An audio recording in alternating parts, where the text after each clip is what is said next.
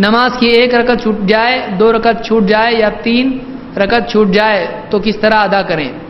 اگر نماز میں ایک رکعت چھوٹ جائے، امام کے ساتھ پڑھتا رہے، سلام پھیرنے کے بعد کھڑا ہو، سورہ فاتحہ پڑھے، سورہ پڑھے، اس کے بعد رکوع سجدہ کر کے سلام پھیر دے۔ 2 رکعت چھوٹ جائیں تو یہ اتحیات میں شریک ہوا تھا یا اس کے پہلے، اور 2 رکعت چھوٹنے کے بعد جب امام کے ساتھ سلام پھیرے گا تو اس کی 2 ہو گئی، کھڑا ہو کے 2 پڑھے جیسی نارملی 2 پڑھتا ہے اور سلام پھیر دے۔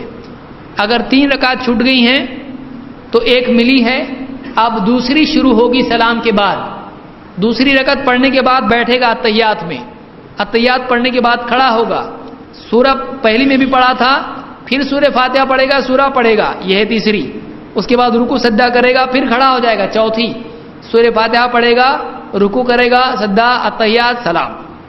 پھر سے سنیے، 4 رکعت اگر پڑھنا ہے اور امام کے ساتھ 3 ملی، 3 نہیں ملی، 1 ملی، تو کیا کتنی ملی ہے؟ 1۔ اب کون سی رکعت شروع ہوگی سلام کے بعد؟ دوسری میں سورہ فاتحہ سورہ پڑھے گا اور اس کے بعد رکوع سجدہ کرے گا، دوسری کے بعد کیا کرنا پڑتا ہے؟